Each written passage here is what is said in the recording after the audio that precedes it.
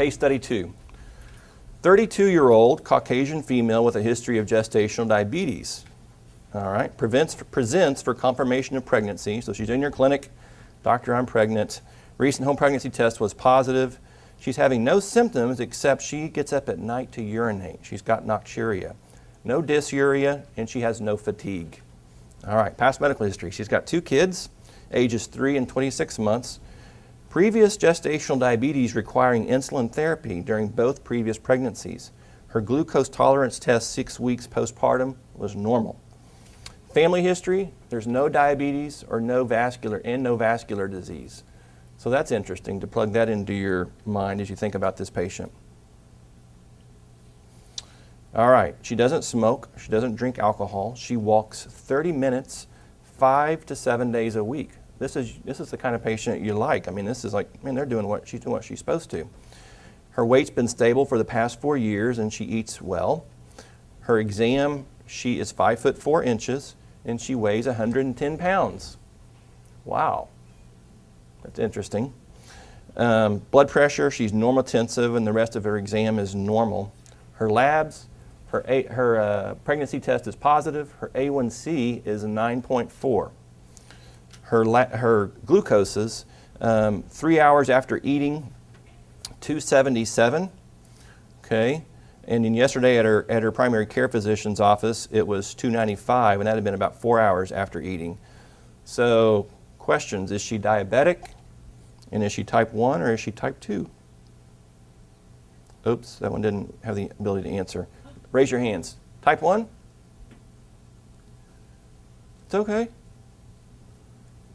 Type 2? Okay. She's a type 1. This is a confusing one. This is meant to trick you, so don't feel badly if you got it wrong. But the key things here, look at her weight, okay? Look how bad her hyperglycemia is, okay? Her blood sugar's 277, 3 hours after eating, A1C of 9.4. She is catabolic. She has nocturia, so she's going to be losing weight very soon if she's not already. She's normotensive, normal BMI, and she walks 5 to 7 days a week. How many type 2s do you know that look like that? Don't know any. So this is an unusual case, but the teaching point here is that keep your antennas up. Some type 1s will present in pregnancy. Okay, that'll be the first time they really had much health care. And so if you see a thin type 1 who's had gestational diabetes, then just keep that in mind that that's a possibility. All right, next case. 78-year-old nursing home resident presents for evaluation of recurrent episodes of severe hypoglycemia. Diabetes was diagnosed at age 65 during a routine insurance exam. Okay, and I'll give a little disclaimer, I'm not advocating this insulin regimen, but current treatment includes insulin 70/30, 14 units in the morning, glargine insulin, which is Lantus, 10 units at bedtime, and then they throw in a sulfonylurea just for kicks. Blood sugars have been from the from the 30s to the mid 500s for the past 2 weeks, and that's why she's there to see you, is because of these crazy blood sugars. The average measurement when you look at the glucometer is 196. Past medical history, none. Family history, there's no history of vascular disease in her family. Doesn't smoke or drink alcohol. Physical exam, 5'1", blood pressure's normal or high normal. Weight, she weighs 98 pounds. Further exam's normal. Here's the labs. A1C is 8.6. Creatinine's 1.3, which may be technically normal, although we would know in an elderly, thin woman that's high. I mean, that's actually higher, and she doesn't have normal creatinine clearance. Look at her lipid profile. Her total cholesterol is 150, HDL is 70, LDL is 70, and triglycerides are normal. So, diabetic, type 1 or type 2?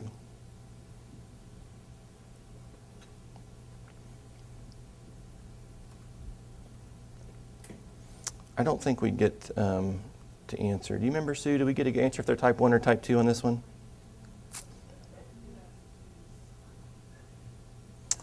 All right. Yeah, so that one's pretty easy.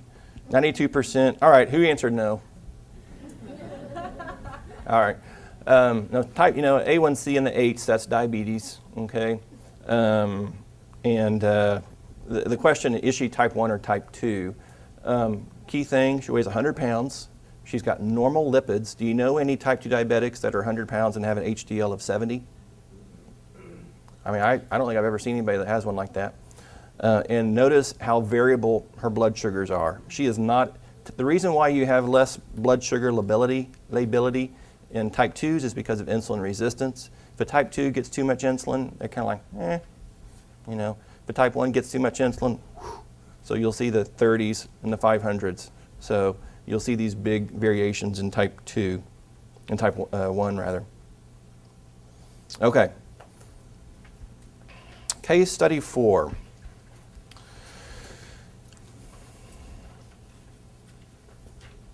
"32-year-old African-American male presents for evaluation of poorly controlled diabetes.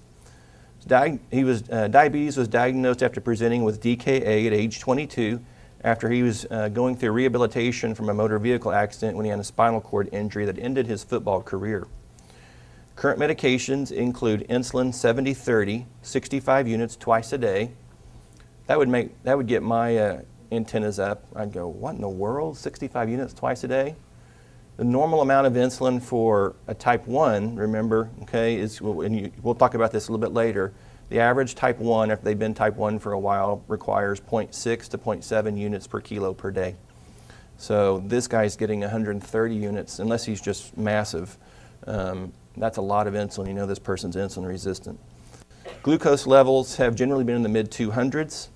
Pretty compulsive person, checking the blood sugar an average of 3.1 times a day whenever you look back through his glucometer. And by the way, glucometers can be downloaded to your computer or to their computer. And so there's a lot of technology out there for looking at blood sugar control.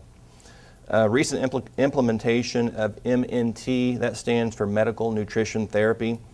Basically, that's getting educated about diet, following an exercise strategy. And by the way, that will lower your A1C in and of itself somewhere between 1 and 2 percentage points. Okay. This person remarks, though, he says he's been trying to do it, but he says it just doesn't seem to help much, although he's not currently exercising. Past medical history: recovered from his spinal cord injury. Family history: there's a lot of people with vascular disease in his family. Doesn't drink, smokes a pack of cigarettes a day, works as a dispatcher for a trucking firm. Probably not burning a lot of calories, I bet, at that job. Married and has 3 children. Review of systems: nocturia, vision's blurry, feet are always cold. Says he doesn't have any numbness or any pain, no dysthesias in his feet. His exam: height is 70 inches, his waist 44 inches. Weight's 245 pounds. He's hypertensive, blood pressure of 162/92. Chest is normal. One interesting thing, the skin tag again. So you all will now know that skin tags are a sign of insulin resistance. And hyperpigmented rash on the nape of the neck. That's acanthosis nigricans, which is also a sign of insulin resistance. Other places you see that on the neck, you'll see it in the armpits, and you can also see it in the groin area, the places where people have that. And if you haven't seen that before, I'm sure most of you have, but it just looks like a velvety, hyperpigmented rash. I mean, it almost looks like you could just kind of brush it. It's thicker skin. So, did we have any labs?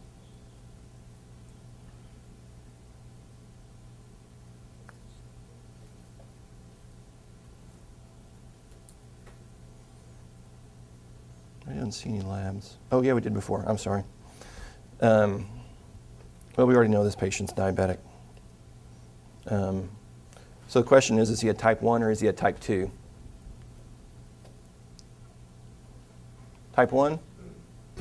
Type 2? Okay, that was easy.